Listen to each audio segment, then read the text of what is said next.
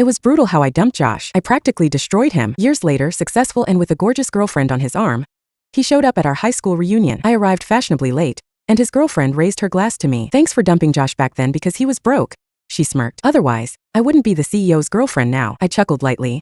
No worries, I have a toast of my own. Sorry I'm late.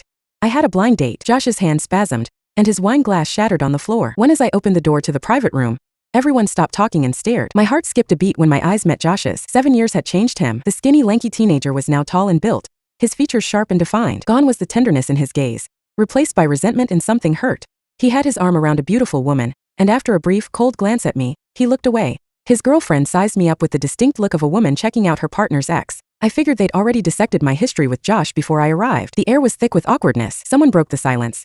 Amy, the reunion's been going for a while. What took you so long? I nodded apologetically. Glancing around, I saw every seat was taken except for the one next to Josh. Everyone watched, anticipating some kind of drama, probably wondering if I'd sit next to him. I strolled over, unfazed, and grabbed the empty chair. The knowing smirks intensified. They were probably picturing a dramatic showdown between the old flame and the new girlfriend fighting over the guy. Josh shot me a quick look, his jaw tense, then quickly looked down. His girlfriend, sensing his tension, gave me the cold shoulder and possessively tightened her grip on his hand. I didn't get it. What were they so nervous about? I simply picked up the chair, turned, and placed it across from Josh. Excuse me, I said to the person next to the now empty spot. Could you scoot over? After I sat down, I raised my glass. Sorry everyone. My date ran a little late. That's when the glass shattered. Josh froze for a second, then, as if nothing had happened, calmly asked the waiter for a new glass. People started teasing me about my date. So how is he? Marriage material? What does he look like? Someone blurted out. Is he as handsome as Josh? The room went silent as they realized their gaffe. Everyone looked at me, then nervously at Josh and his girlfriend. Josh snuck a glance at me. When our eyes met, he quickly looked away, his face a mixture of curiosity and something else I couldn't quite place. I broke the silence. He's pretty cute.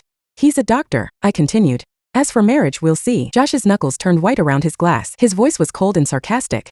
How much does he make a month? I thought you were a gold digger. A doctor, really? His tone was laced with bitterness, like he was still holding on to the past, still blaming me. Back then, we'd planned to go to UCLA together. I didn't get in and ended up going to a local state college. I was about to tell Josh when his mom showed up at my door. Amy, I know you didn't get into UCLA. Please, I'm begging you, don't tell Josh. He's crazy about you. He'll give up UCLA to stay with you. I worked so hard to get him where he is.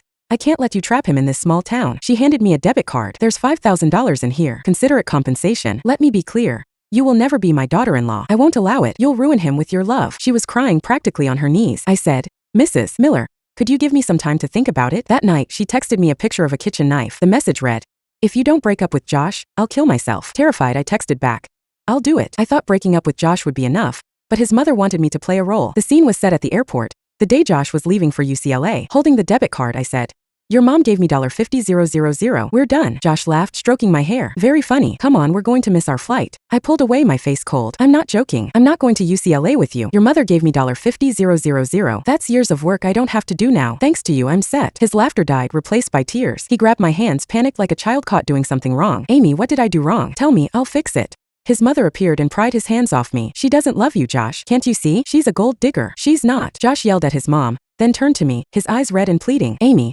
please don't leave me. He kept repeating it over and over, his eyes searching mine. When he saw I wasn't reacting, he dropped to his knees. People at the airport started staring and whispering. He crawled towards me, clutching my clothes, desperate. Amy, I'll make so much money for you someday. Please don't break up with me. I'd never seen him so broken, begging like he had nothing left. I knew if I stayed there any longer, I'd cave. I pushed him away, shoved the card back into his mother's pocket and said, I love money more than you. I walked away, the sound of Josh's heartbroken sobs echoing behind me. I'll make so much money for you. Please don't leave me. 3-inch Amy? Earth to Amy. My classmate nudged me, pulling me back to the present. Josh's girlfriend, Melanie, is toasting you. I looked up. So, her name was Melanie. She raised her glass again. So, thanks again for dumping Josh when he was poor. If it weren't for you, I wouldn't be dating the CEO now. She arched an eyebrow. Oh, and I heard you took $50,000 from his mother to break up with him? Nice hustle. Spend it all yet? If you need more, I'll have Josh give you some. Consider it a beggar's handout. The room went silent, everyone staring at me in disbelief. Whispers started.